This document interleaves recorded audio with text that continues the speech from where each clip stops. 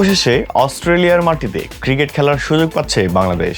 প্রায় 2 যুগেরও বেশি সময় পর অস্ট্রেলিয়া সফরের সুযোগ পেল টাইগাররা। বাংলাদেশ অস্ট্রেলিয়া সফরের সুযোগ না পেলেও অস্ট্রেলিয়া ক্রিকেট দল বেশ কয়েকবার বাংলাদেশ সফরে এসেছিল। বহু অপেক্ষার পর টাইগারদের অস্ট্রেলিয়া সফরের সূচি ও ভেন্যু চূড়ান্ত হয়েছে। 2টি টেস্ট খেলতে চলতি বছর অস্ট্রেলিয়া সফরে যাচ্ছে বাংলাদেশ। এতে দীর্ঘ 23 বছর পর অস্ট্রেলিয়ার মাটিতে টেস্ট খেলবে নাজমুল হোসেন শান্তর দল। এই সিরিজের সূচি প্রকাশ করেছে অস্ট্রেলিয়া। অবশ্য সফরে 2 টেস্টের এই সিরিজের ভেন্যুর বিষয়ে আগেই ধারণা দিয়েছিলেন ক্রিকেট অস্ট্রেলিয়ার প্রধান নির্বাহী টড গ্রিনবার্গ। সে সময় তিনি জানিয়েছিলেন ডারউইন ও ম্যাকাওতে অনুষ্ঠিত হবে এই সিরিজ।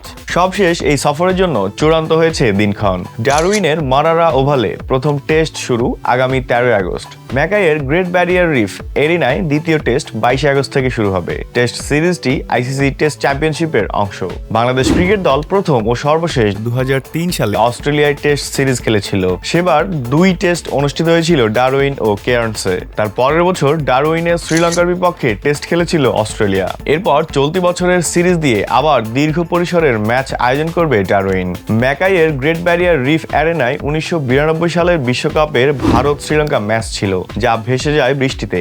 এরপর দীর্ঘদিন আর আন্তর্জাতিক কোনো ক্রিকেট হয়নি সেখানে। পরবর্তীতে সংস্কার ও আধুনিকায়ন করে মেয়েদের আন্তর্জাতিক ক্রিকেট হচ্ছিল সেখানে নিয়মিতই। গত আগস্টে দক্ষিণ আফ্রিকা অস্ট্রেলিয়া ওয়ানডে সিরিজের ম্যাচ দিয়ে ছেলেদের ক্রিকেটের যাত্রাও শুরু হয় এখানে। এবার বাংলাদেশের ম্যাচ দিয়ে টেস্ট অভিষেক হবে 10,000 দর্শক ধারণ ক্ষমতার এই মাঠের। এছাড়াও চলতি বছরের জুনে বাংলাদেশ সফরে আসার কথা রয়েছে অস্ট্রেলিয়ার। সেখানে 3টি করে ওয়ানডে ও টি-20 সিরিজ খেলার কথা রয়েছে 2 দলেরই।